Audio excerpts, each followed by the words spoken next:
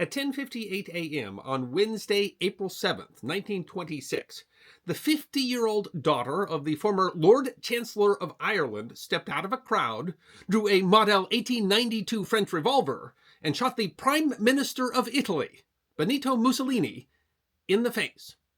Had she done the same a decade later, she might have been proclaimed a hero. Had her aim been better, she might have changed history. As it is, the attempt on the life of one of history's greatest villains is history that deserves to be remembered. A report of the incident was printed in the Australian newspaper The Week on April 16th. In a speech before the International Congress of Surgeons, which was attended by 600 delegates, Signor Mussolini praised the surgeon's heroic fight against death, mentioning that I myself have experienced your marvelous skill as a soldier in the Great War. Later, on leaving the capital, accompanied by a number of doctors, Signor Mussolini was loudly cheered by the crowd. He acknowledged the tributes with a Roman salute. As he crossed the square towards his motor, an elderly woman in dark clothes dashed from the crowd, whipped out a revolver, and fired, wounding Signor Mussolini in the lower part of his nose. The Glasgow Herald reported that her shot was followed by a short report, like the rapping of a stick, hardly heard amid the noise of the cheering crowd. The attempt came close to success, but fate seemed to intervene. Historian Jennifer Rosenberg writes on ThoughtCo. At nearly that exact time, a student band started playing Giovinezza, the National Fascist Party's official hymn. Once the song started, Mussolini turned to face the flag and snapped to attention. The Saskatoon, Canada Star Phoenix explained, at that very moment, Mussolini, as is his habit, threw back his head. As she tried to pull the trigger a second time, the bullet stuck in the chamber and the gun jammed. The Irish Daily Mail explained in 2018. It was often said that Mussolini hadn't turned at the moment that he was shot, that he would have been killed. The Week writes, 3 officers immediately seized her, preventing further shots, and protected her from the fury of the crowd, who tried to lynch her. Her survival was, in fact, as remarkable as that of Il Duce. Reporter Freya Johnston noted in The Telegraph in 2010, when Ennio Zamboni, age 15, fired his automatic revolver at Mussolini a few months later in Bologna, he was immediately lynched, strangled, knifed, and shot. While initially identified as a Russian, the identity of the woman was rather shocking. The white-haired lady in black was an Anglo-Irish aristocrat.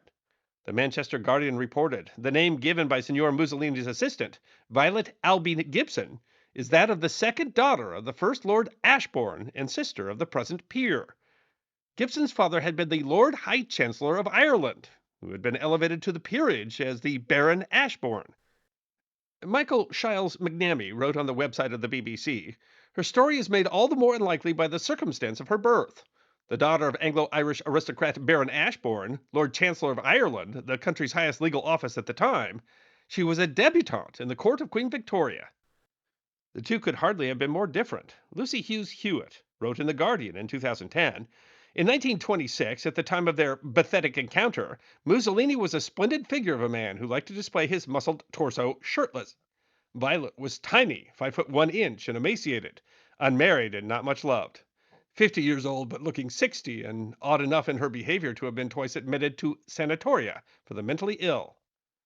Whether she was in fact insane would become an issue, in some ways a convenient one, given the reaction at the time.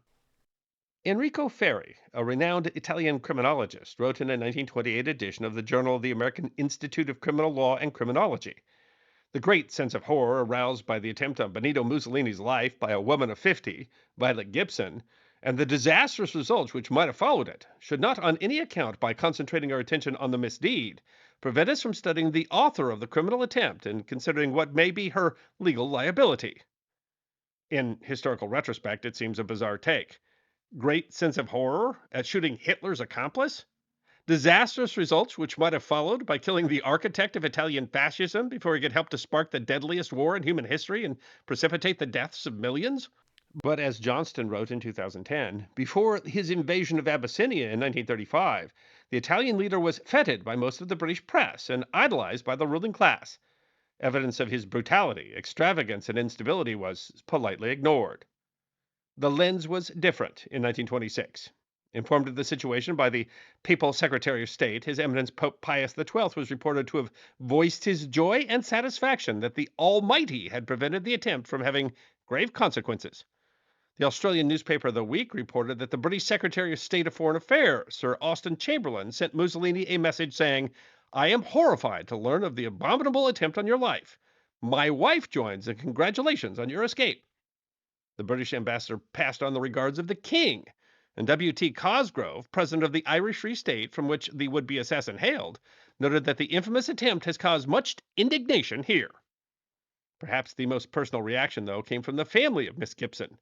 The Manchester Guardian reported that her brother, Lord Ashbourne, sent a telegram regretting the incident on behalf of her family.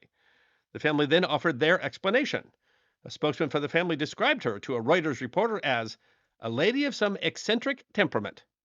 Hughes Hallett reported that Lady Ashbourne, her sister-in-law, said that Miss Violet Gibson has not been in full possession of her faculties, but has been subject to intermittent mental crises. Her mental state was reported on widely. The Guardian was quick to note that a relative had said that before going to Italy, she'd been in a mental institution. The Adelaide Australia Chronicle noted that in her own country, probably she would not again have had a chance to handle firearms. The Chronicle continued that it is said that she chose to live in Italy because it was a land without lunacy laws, and the Guardian reported that relatives have tried to have her put in a nursing home, but they had been told that under Italian law that was not permissible in the case of persons subject to intermittent insanity. She was commonly described as being a religious fanatic. The Week reported that she had told Italian authorities that an angel had strengthened her hand to kill the Pope or Mussolini, and that it would have been better to kill the Pope. The Adelaide Chronicle reported that she told police in broken Italian, I don't know why I wanted to kill him, writing that she expressed no regret for her action, nor did she seem to realize her position. Ferry comes to the conclusion that she was, in his words, neither solely criminal nor mad, but is an insane criminal. Thus, he writes, the above description of Miss Gibson's psychology leads us to two definite conclusions, which furnish very positive evidence for the penal courts to draw from. One, that she was on the occasion of the attempt of the 7th of April, was mentally infirm and acted consciously, but was devoid of her free will power to act. And two, that she, however, must be considered as a dangerous subject, and in consequence should be deprived of her personal liberty. Ferry would, in fact, find that result, but not through the Italian penal courts. The website of the Dublin City Council writes, following 18 months of imprisonment and interrogation in Italy, plus investigations into an international conspiracy, a deal was brokered by Mussolini and the British Foreign Office. Mussolini himself pardoned her, and she was sent back to England. To underline the oddity, Hughes Hallett notes her brother Willie, an enthusiastic member of the Gaelic League, when he came out to Italy to retrieve his sister, aroused the suspicions of the police by wandering around the Colosseum in a saffron-colored kilt. Once she was returned to England, the Irish Daily Mail explains, she was incarcerated in St. Andrew's Hospital in Northampton, an asylum for the mentally ill. It was a convenient answer, as Hughes Hallett notes, to try to kill the fascist leader when the King of England had just awarded him the Order of the Bath, and British journalists were reporting gladly that his trim, handsome, black-shirted lads were doing a fine job of keeping down the Bolsheviks, might be the act of a madwoman. But was she really insane? McNamee argues that maybe not. For some strange reasons, Violet Gibson became a sort of an embarrassment. She got shunned. They tried to say she was insane to hide the shame. The Dictionary of Irish Biography explains the press portrayed her as a confused eccentric in the grips of religious mania rather than a would-be assassin. Her time in an asylum was emphasized, and her motivations were never depicted as political. Her family and the British authorities were keen to promote this narrative. But there was reason to question it. The Dictionary of Irish Biography continues. In her room at the convent, Gibson had amassed a collection of newspaper cuttings critical of Mussolini and others outlining his movements. She also had a box of bullets. The origin of the revolver, her second, was never determined. The lead detective investigating the case believed Gibson was feigning madness and had not acted alone, but possibly in collaboration with Catholic modernist dissidents from the poor Trastevere neighborhood. For political reasons, however, his superiors preferred the lone madwoman story. Author Frances Stunner Saunders writes in her 2010 book, The Woman Who Shot Mussolini, that societal expectations played a role. Misogyny and stigma surrounding mental illness played a role in silencing Gibson's story for decades.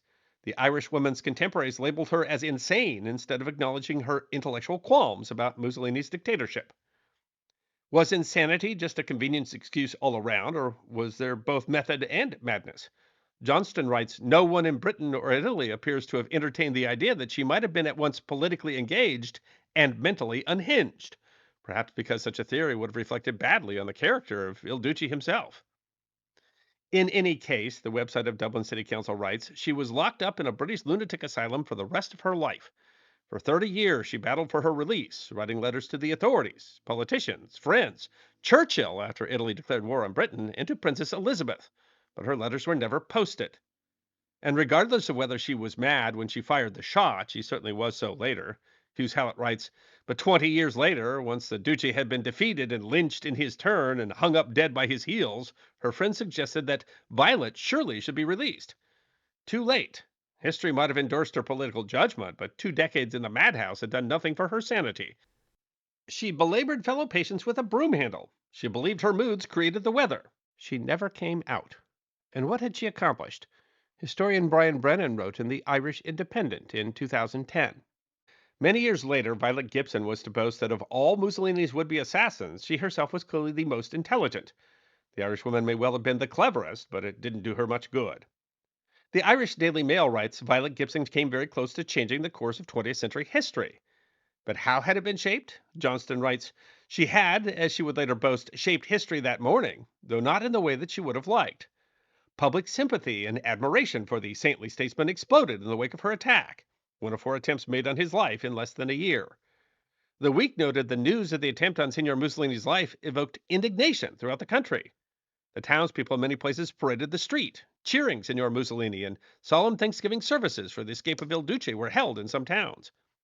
The Guardian reported, when at last the Duce emerged with a bandage across his face, every method of applause broke out simultaneously, and only with difficulty could silence be kept while he delivered his address.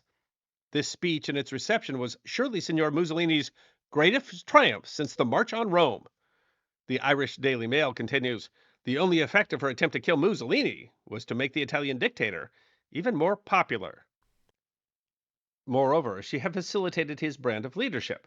While Mussolini publicly forbade any acts of vengeance and appealed for calm, the Guardian reported that in another 10 minutes, lorries full of carabinieri appeared careening through the streets. Shortly afterwards, numbers of youths donning black shirts and, with sticks in hand, paraded the streets in small squadrons. The Star Phoenix reported fascist groups marched to the plants of several opposition newspapers and either wrecked or burned them. Crowds of young men carrying walking sticks marched in procession with military precision through the main thoroughfares, chanting national airs or shouting in unison imprecations against those who dared to impede the progress of the fatherland. It would become a continuing trend. The Wichita, Kansas Plain Dealer wrote that every time Mussolini makes one of his historic declarations in public, someone will shoot at him. Every time someone has fired at him, Mussolini attempts to play the role of the fearless hero, who in the very climax of personal peril remains calm and serene. But instead, he used those attempts to crack down further. After another attempt, the Plain Dealer notes, how many political opponents of the dictator were killed or wounded, how many homes of the socialist, trade union, and Catholic clubs were wrecked, and what other destructive work has been done since may be learned later on, because press censorship is now the law in Italy. In short, all opposition to the fascist government will be crushed out of existence. But the Plain Dealer in 1926 made what turned out to be an optimistic prediction. His end is near. Conditions as they exist in Italy today cannot last long. Mussolinism will be its own gravedigger and its own undertaker. That would eventually be the case, but only after nearly 2 decades and world war. And of course, this raises the obvious question. What if she had succeeded? The Irish Daily Mail noted that it's often said that had she succeeded in killing Mussolini, that it would have been the end of his strongman era in Italy, and his fascist successes would not have gone on to inspire Hitler to create the Nazi regime in Germany. But that might be optimistic. Perhaps she would have simply created a martyr that would have allowed someone else to do the same, or even worse. Of course, we can't ever know, because what happened, happened. History is history, and this history was decided, as they say, by a nose. Violet Gibson died alone in the asylum on May 2nd, 1956, at the age of 79.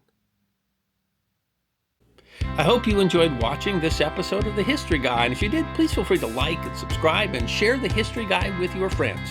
And if you also believe that history deserves to be remembered, then you can support The History Guy as a member on YouTube, a supporter on our community at Locals, or as a patron on Patreon.